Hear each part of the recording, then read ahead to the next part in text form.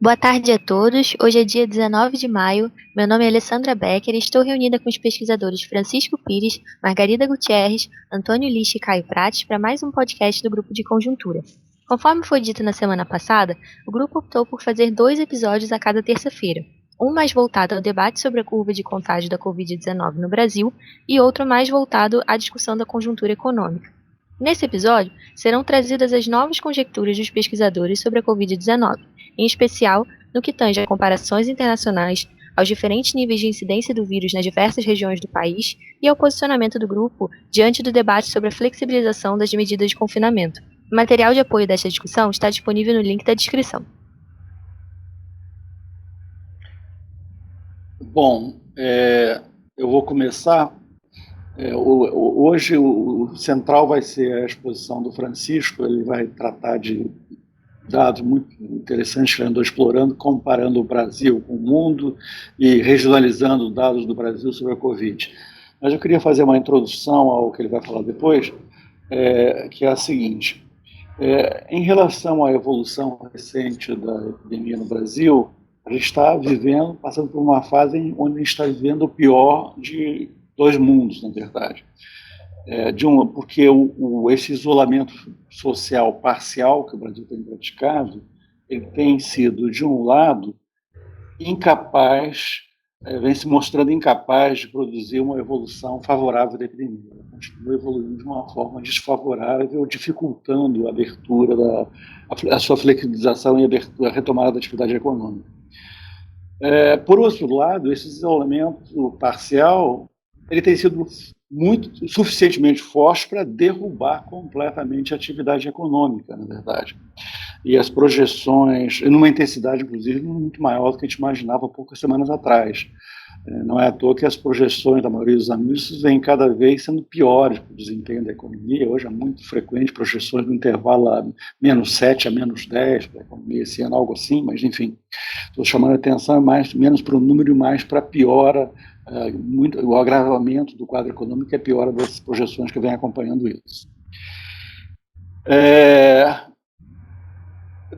Diante desse dilema, dessa economia naufragando e resultados insuficientes, insatisfatórios em relação ao combate à epidemia, à Covid, esse dilema gera um debate muito aceso, né, onde existem duas posições extremas e a nossa posição é no sentido de rejeitar esses dois extremos, na verdade.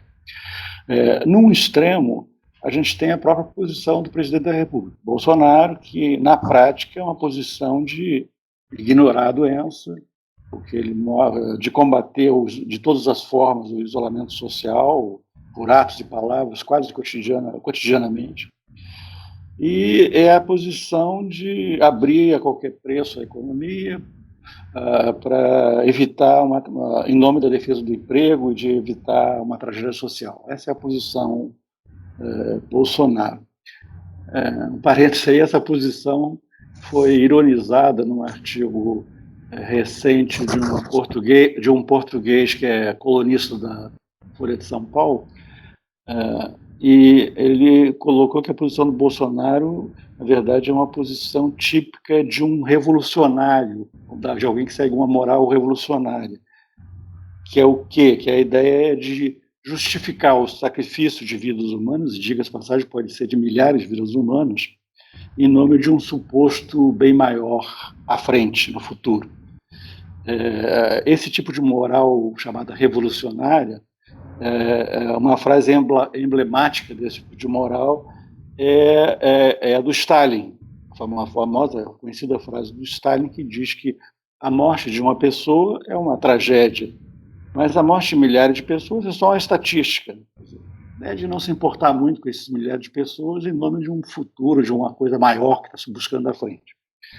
Bom, essa posição não apenas me parece totalmente condenável do ponto de vista ético, mas ela é sequer adequada para a economia, para enfrentar a questão econômica, que seria, no fundo, a sua justificativa. Uma epidemia como essa que a gente está vivendo, que tem um contágio muito fácil de pessoa para pessoa, uma flexibilização prematura, generalizada da economia, redução significativo do isolamento social, é um caminho perfeito, uma receita perfeita para aumentar rapidamente o número de contágios e mortes, um risco altíssimo de colapso no sistema de saúde, de um fechamento, de um isolamento social muito mais drástico, o país ser empurrado para um isolamento social muito mais drástico logo à frente e derrubado da economia. Quer dizer, é um caminho nada promissor quando a gente olha um pouquinho à frente.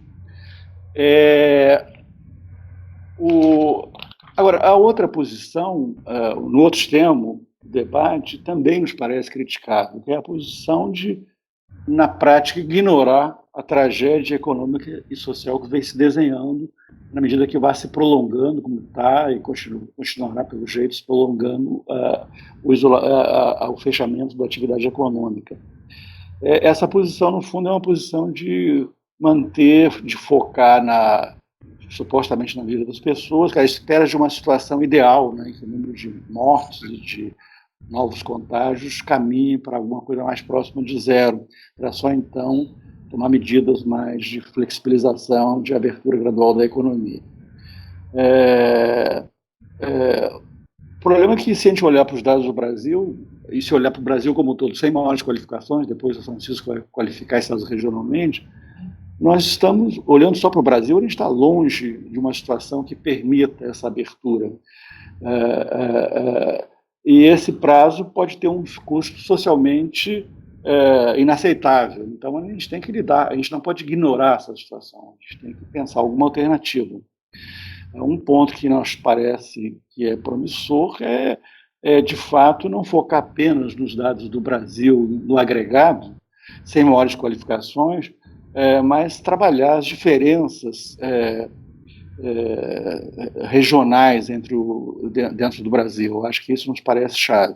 Na semana passada eu fiz uma proposta de divisão do Brasil em 2 Brasis, mas aí que tinha um propósito muito específico, que era identificar os estados com um grande número de mortes e que contribuíam, tinham um peso muito importante no total de mortes no Brasil. Seria um pouco a ideia de identificar os epicentros da epidemia no Brasil. E aí eu trabalhei com 5 estados, mas agregando um sexto, que é o Pará, só nesses 6 estados a gente tem 82% das mortes no Brasil, impressionante. Os outros, 19 estados, ou 21 estados, no Brasil tem 27 estados, representariam menos de 18% das mortes. Então, o primeiro dado chama a atenção. O Francisco vai trabalhar esses dados regionais de outra maneira, que ele vai explicar, mais focado com outra preocupação, que não os epicentros da doença, e sim com a relação morte por 100 mil habitantes, e vai tirar implicações interessantes disso sobre as enormes diferenças dentro do Brasil, que tem que ser consideradas em qualquer discussão mais a sério sobre flexibilização da atividade econômica. Então, passaria para o Francisco. Ok.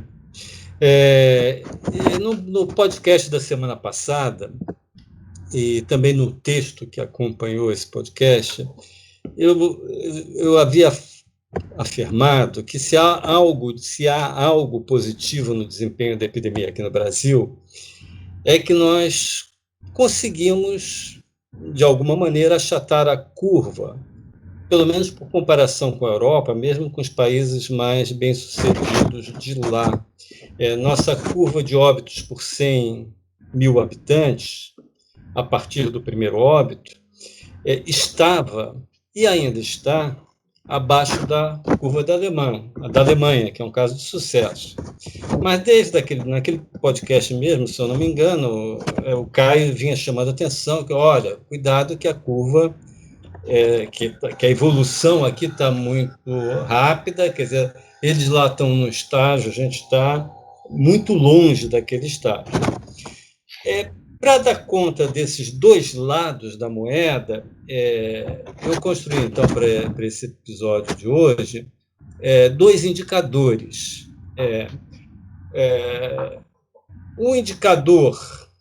Indicadores sobre o ciclo da epidemia, né?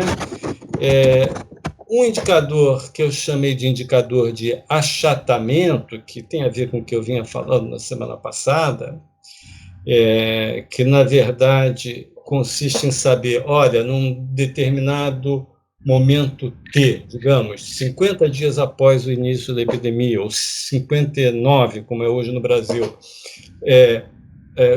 qual é o número de mortes por habitantes, por 100 mil habitantes, e fazer a comparação.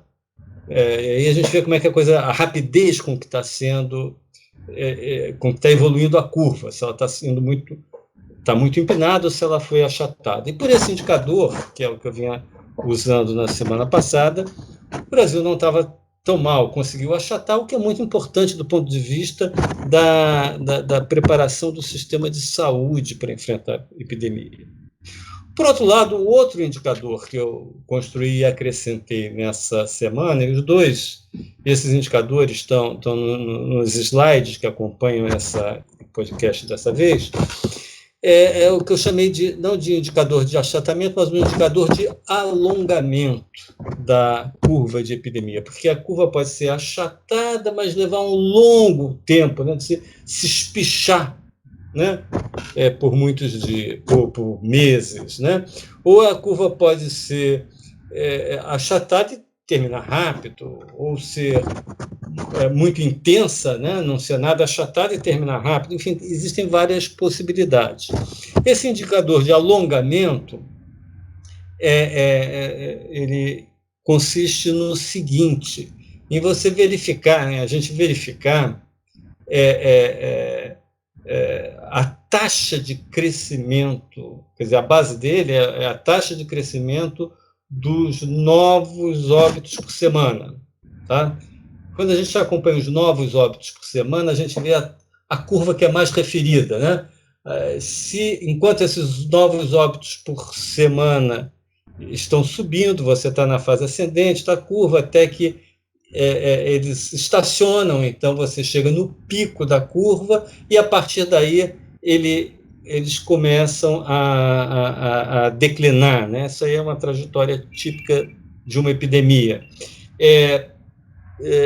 Um fato importante sobre isso, já talvez dar aqui algum dado sobre isso, é que essa fase de crescimento dessa curva é muito mais lento do que leva mais tempo do que a fase de queda, né?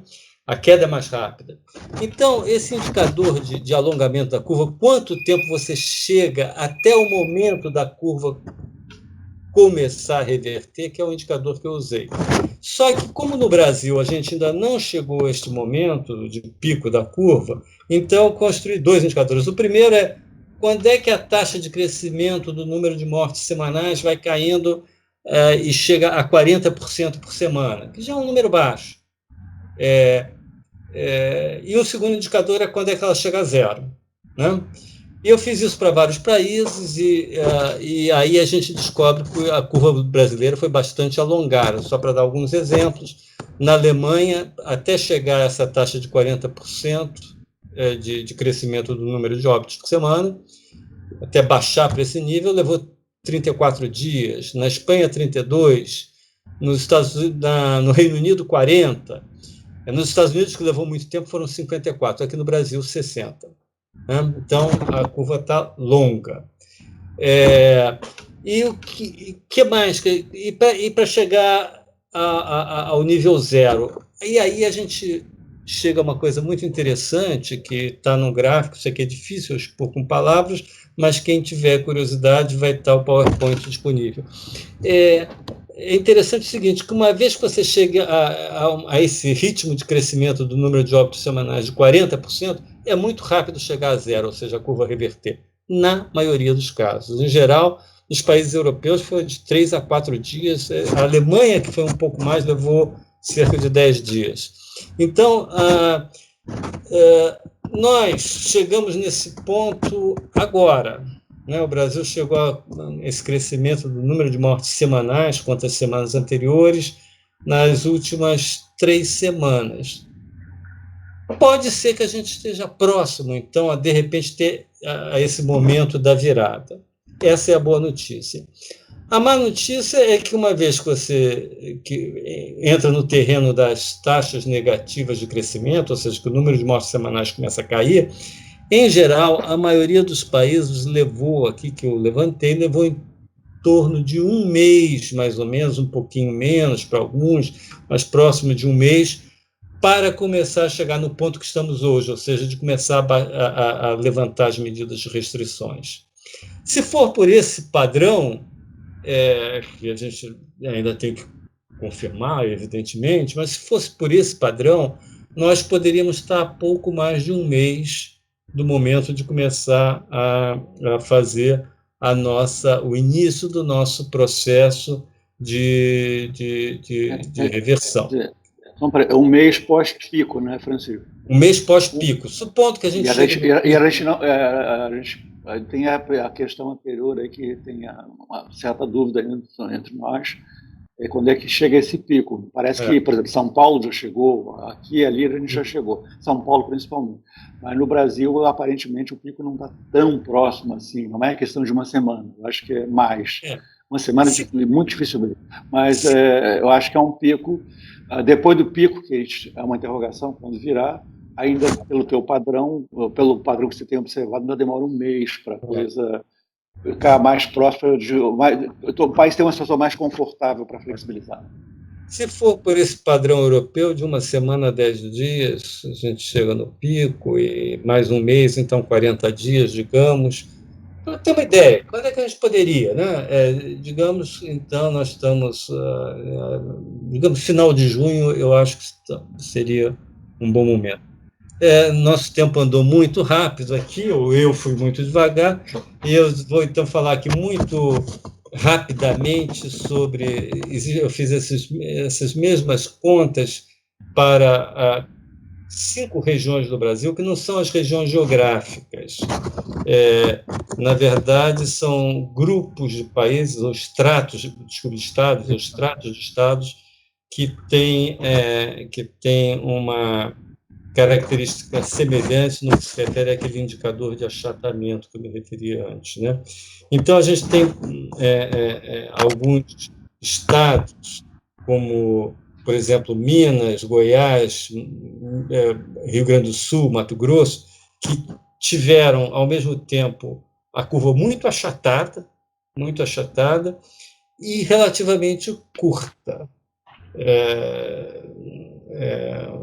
Levou 34 semanas até chegar àqueles 40% que eu me referi antes. Se não houver um repique aí, nós temos para esse grupo uma situação muito boa.